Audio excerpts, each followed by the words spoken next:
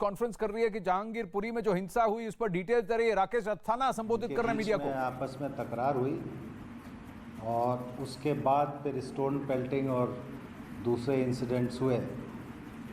Police का बंदोबस्त procession के साथ था और उस समय जो हमारे अधिकारी थे सब इंस्पेक्टर और उनके साथ जो टीम थी, उन्होंने दोनों साइड को अलग करके बीच में पुलिस थी और इन लोगों को कंट्रोल करने की कोशिश की। और उसी सिलसिले में इंजरीज भी हुई। पूरे इंसिडेंट में 9 लोग हैं। ये दर्शाता है कि अलग अलग किया और दूर किया, जिसकी वजह से पब्लिक को इंजरी होने में पब्लिक को इंजरी नहीं हुई। एक्यूज्ड को अरेस्ट किया है। सीसीटीवी चल रही है, उसके आधार कस्टोडियल फॉरेंसिक टीम्स एफएसएल से सीन ऑफ क्राइम का विज़िट किया है और इन सब को कलेक्ट करके एनालिसिस करके इस केस की हर एंगल से तफ्तीश की जाएगी। कोशिश की जाएगी कि इसमें कोई भी आरोपी, चाहे वो प्रत्यक्ष रूप से उसने पार्टिसिपेट किया हो या परोक्ष रूप से पार्टिसिपेट किया हो, छूटे नहीं। इसके अलावा हमारे जो इंटेलिजेंस फ्यूजन और स्ट्रैटेजिक ऑपरेशंस यूनिट है, जितने भी डिजिटल एविडेंसेस हैं उनका लीगल एक्शन लिया जाए।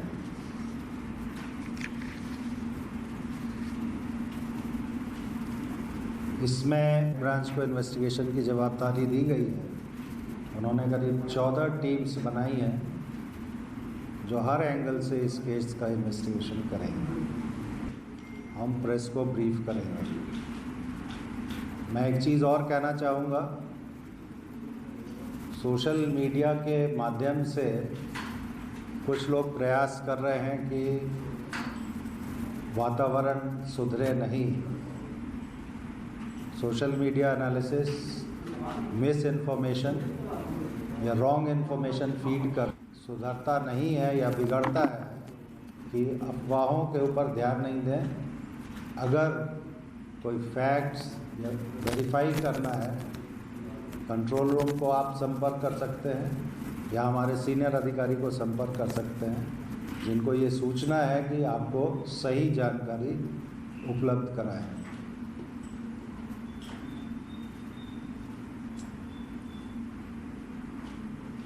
दूसरी बात मैं ये कहना, साथ पुलिस ने पीस कमेटीज़ या अमन कमेटियाँ कहते हैं, उनकी भी मीटिंग्स की हैं और कोशिश हम लोग ये भी कर रहे हैं कि जो चंद खुराफाती लोग हैं उनकी वजह से आम नागरिक को मुश्किल नहीं हो। पीस कमेटी के माध्यम से भी शहर में खास करके सेंसिटिव एरियाज़ में शांति स्थापित करने का पूरा प्रयास पुलिस की तरफ से किया जा रहा है।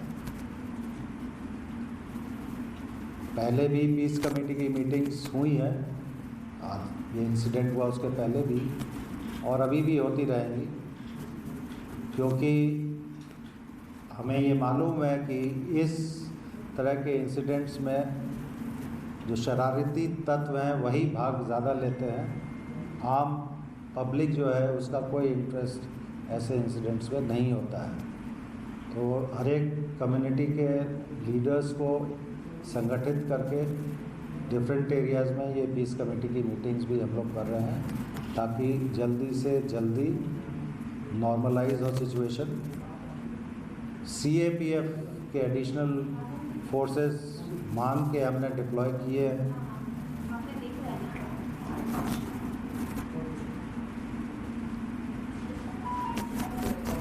जहांगीरपुरी के अलावा भी शहर के जो दूसरे संवेदनशील विस्तार हैं वहाँ पे सीएपीएफ का डिप्लॉयमेंट किया गया है। दिल्ली पुलिस का भी एडिशनल डिप्लॉयमेंट किया गया है। और जो अधिकारी हैं, सीनियर अधिकारी, उनको ये निर्देश है कि जब तक स्थिति सामान्य नहीं हो जाती है वो फील्ड में रहें और कोई भी इंसिडेंट होता है तो उसको इमीडिएटली और अप्रोप्रिएटली उसको हैंडल करें। Thank you. सोशल मीडिया पे एक मिनट, अगर आपको सवाल पूछना है तो एक एक करके पूछिए। मैं हर एक साथ बोलेंगे तो मेरी समझ में नहीं आएगी। सोशल मीडिया पे आप आपस में ही तय कर लें कौन सवाल पूछेगा। सोशल मीडिया पे काफी सवाल उठ रहे हैं कि दिल्ली पुलिस एक तरफा कार्रवाई कर रही है, सिर्फ जो मुस्लिम समुदाय के लोग हैं उन्हीं को अरेस्ट कर रही है, जबकि हिंसा में दोनों पक्ष की इन्वॉल्वमेंट सामने आ रही है। आपने देखा होगा कि FIR पुलिस की तरफ से रजिस्टर की गई और इसमें इन्वेस्टिगेशन में जो भी पक्ष के विरुद्ध में हमें साक्ष्य मिलेंगे उनको अरेस्ट किया जाएगा। इसमें कोई भेदभाव हम नहीं कर रहे हैं। अभी भी जो 23 व्यक्ति अरेस्ट किए गए हैं उसमें दोनों पक्ष के लोग शामिल हैं। सर एक सवाल ये है कि सर कुछ ये भी आरोप लग रहे हैं कि या कहा जा रहा है कि इसकी प्लानिंग काफ़ी पहले से की गई थी। क्या जांच में ऐसी बातें सामने आ रही कि पहले से इसकी प्लानिंग की गई थी? मैंने आपको बताया कि केस का इन्वेस्टिगेशन काफ़ी थरोली किया जाएगा और जो भी प्रत्यक्ष या परोक्ष रूप से इसमें शामिल हैं उनके विरुद्ध कार्रवाई की जाएगी। सर इसमें जो आयोजक हैं उनके खिलाफ कोई कार्रवाई की बात हो रही है क्या? क्योंकि ऐसी बातें आ रही है कि कुछ लोग मस्जिद में जिन्होंने पूछने की कोशिश की उसके बाद ये पूरा मामला बिगड़ा। अभी ये इन्वेस्टिगेशन का विषय है। मैं बहुत क्लियरली आपको बोल रहा हूँ, इन्वेस्टिगेशन में जिसके खिलाफ एविडेंस मिलेगा उसके खिलाफ कार्रवाई की जाएगी, irrespective of class, creed, community, religion. Sir, one point. Was this a designated route for the Yatra to go? Because what people were saying that the Yatra took 2-3 rounds and that certainly provoked. The second point, there have been pictures on social media which is showing the affiliation of the prime accused with one of the political party. What has been this? Prime accused? Ansar का कोई political background. एक Ansar, who is said to be the prime accused who instigated the crowd, his pictures are viral which shows his affiliation with one political party. So have the investigations suggested so far, and was it a designated route, and why these people were allowed to go on the route twice? The designated route, which is a traditional route to say, was EE block, Jahangirpuri, A1 Motors Mangal Bazar Road, Mahinder Park via BJRM Hospital Road, K block, BC Market, Kaushal Chowk, G block, Mangal Bazar Road, Mahindra Park. Prior to this procession, 2 processions who had been given the permission had completed the procession peacefully. Just a second, let me complete it. The second question was about the allegiance of a particular accused with a particular political party. We go by the evidence. We will take appropriate and effective legal action against anyone who is found involved in the incident. And our investigation is subject to the scrutiny of the court. So there is no discrimination. Sir, do you see any pattern among the forensic? Was there any anticipation of this kind of tension? Because intelligence branch, that your intelligence branch, had also given some verbal communication about this kind of. Not this. Look, listen. This Ram Navami, the processions took place. Hanuman Jayanti processions are being taken out. In different parts of the country, everybody knows. Some part it is peaceful, some part there were some problems. So definitely we were also careful and we were prepared to handle the situation, and as you have seen, the situation was brought under control within an hour's time, and we have taken effective action against the culprits. Sir forensic की team इतनी देर से क्यों पहुंची, एक सवाल उठता है 2 दिन बाद। पहुंची तो है ना, उसकी बात करो। सर एक सवाल ये है कि फॉरेंसिक एग्जामिनेशन करने के लिए टीम एक जामा मस्जिद में पहुंची और ऐसा भी कहा जा रहा था फर्स्ट डे से जामा मस्जिद में झंडा लगाने को लेकर ये विवाद शुरू हुआ था। तो क्या ऐसा ये बात में तथ्य नहीं है, झंडे की बात नहीं है। झगड़ा छोटी सी बात पे अल्टरकेशन शुरू हुआ था वो फिर इसने ये स्वरूप ले लिया। जो लोग ये कह रहे हैं कि झंडा लगाने की कोशिश की थी, तो ऐसी बात में तथ्य नहीं है। एक minute, let me completely answer है। सेकेंड पॉइंट आपका जो एफएसएल की टीम को लेकर था, एफएसएल की टीम वहाँ पे सीन ऑफ क्राइम जितना भी है, सारे सीन ऑफ क्राइम को एग्जामिन करेगी, because firing has taken place, private firing has taken place. Sir, जो पुलिस कर्मी थे, हमने उनके इंटरव्यू करेगा, जो घायल पुलिस कर्मी थे, उन्होंने कहा कि लोगों के घरों से बहुत ज़्यादा पत्थर चल रहे थे और शराब की बोतलें। सर, आपको लग रहा है मतलब कि जो इंटेलिजेंस यूनिट है आपकी कि सर ये पहले से था, क्योंकि 2 शोभा यात्रा निकली थी, उनको कोई टेस्ट नहीं किया गया, इसी में सर ये पूरा। देखिए, ये चीज़ें इन्वेस्टिगेशन का विषय है। आपने हमारे सब इंस्पेक्टर से बात की थी, मैंने भी बात की है। जो इन्वेस्टिगेशन में तथ्य आएंगे उसके बाद ही हम आपको बता पाएंगे। सर, आदेश गुप्ता ने सर कल पुलिस स्टेशन पे आके बोला कि सर जो अंसार है वो आम आदमी पार्टी का पदाधिकारी है, तो इस पे सर कुछ आप... इस पे मैं कोई कमेंट नहीं करूँगा। हमारे लिए जो ऑफेंडर होता है वो ऑफेंडर होता है। हम एविडेंस पे जाते हैं, एसोसिएशन पे नहीं जाते हैं। सर, जो वीडियो सामने आए हैं दोनों पक्षों की तरफ से पथराव में, उसमें बहुत सारे जुवेनाइल्स जो है वो पत्थरबाजी करते हुए नजर आए हैं। इसको लेके एनसीपीसीआर ने भी संज्ञान लिया है। आपने भी 1 या 2 जुवेनाइल्स को पकड़े हैं, तो इस एंगल को लेके आप किस तरह से इग्नोर करेंगे सर की जो जुवेनाइल्स की भूमिका है? अभी तो देखिए, जो वीडियो में जो लोग दिखाई दे रहे हैं उनसे पूछताछ होगी, और बच्चे कैसे आए नहीं आए ये इन्वेस्टिगेशन में पता करेंगे। बट जो फैक्ट है वीडियो में, उस चीज़ को इग्नोर नहीं किया जा सकता। सर, जो क्या कोई पैटर्न देख रहे हैं जो रामनवमी के मौके पे देश के दूसरे हिस्सों में हिंसा हुई, वैसा कोई पैटर्न जहांगीरपुरी में? पहला सवाल। और दूसरा, पीएफआई के एंगल पर भी क्या दिल्ली पुलिस जांच करेगी? मैंने आपको पहले ही बताया कि इन्वेस्टिगेशन पूरी तरह से होगा, होलसम इन्वेस्टिगेशन होगा। प्रीवियस जिस दिन हुआ है उस दिन, अब उसके बाद सब्सीक्वेंट जो कंडक्ट होता है वो सारी चीज़ों को ध्यान में रख के इन्वेस्टिगेशन होगा। और अल्टीमेटली जो चीज़ें कोर्ट में जाती हैं उसके लिए हमें एविडेंस कलेक्ट करना होता है। एविडेंस बेस्ड इन्वेस्टिगेशन होगा, but investigation will be thorough and full.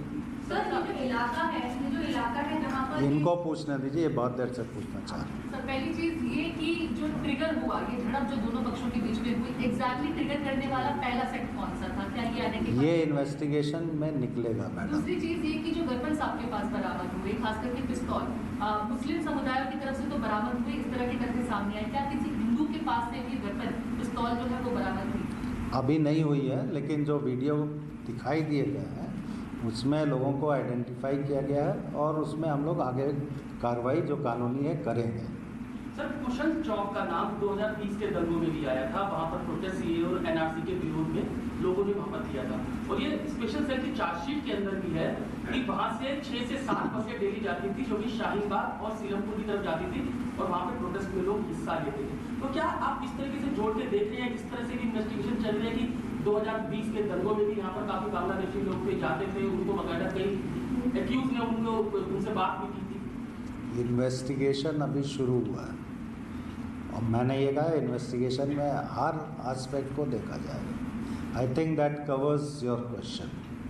Sir, Rohingyas को लेके जो बात हो रही है कि उन इलाकों में कुछ रोहिंग्यास भी रहते हैं, there are certain pockets in Delhi जहाँ पे रोहिंग्यास ऑलरेडी रहते हैं, और ये मैटर सुप्रीम कोर्ट में भी चल रहा है, तो उसके लिहाज से भी कुछ आप लोग मेरे ख्याल से मैंने ये आंसर कर दिया है। इन्वेस्टिगेशन हर एंगल से होगा, जो एविडेंस आएगा जिसके खिलाफ वो उसके खिलाफ कार्रवाई होगी, बट इन्वेस्टिगेशन का जो स्कोप है वो पूरा है। हर तरह से हम लोग उस चीज़ को इन्वेस्टिगेट करेंगे। सर, एक इम्पॉर्टेंट चीज ये जानना चाहते हैं, आप पूछ चुके हैं, इनको पूछ सर, कल आप घायल जवानों से मिलने के लिए गए थे, अभी उनकी हालत कैसी है?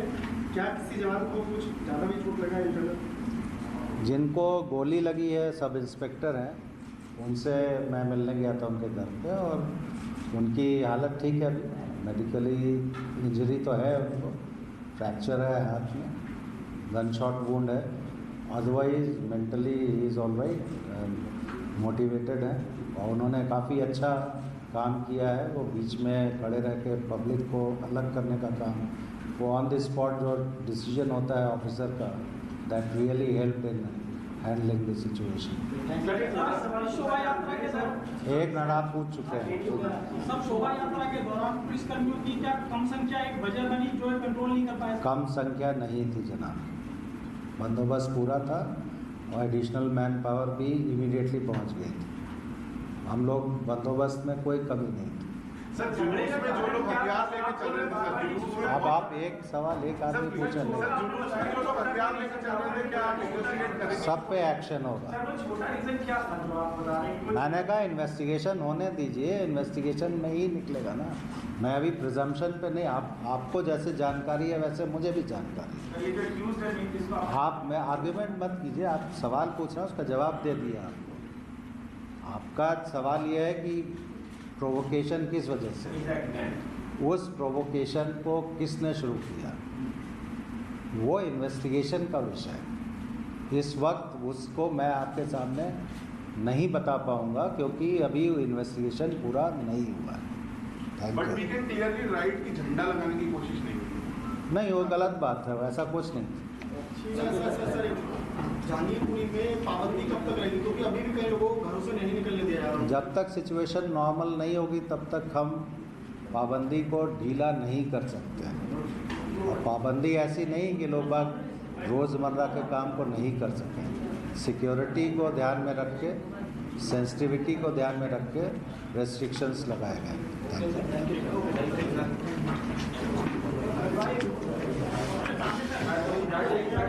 राकेश अस्थाना का मीडिया को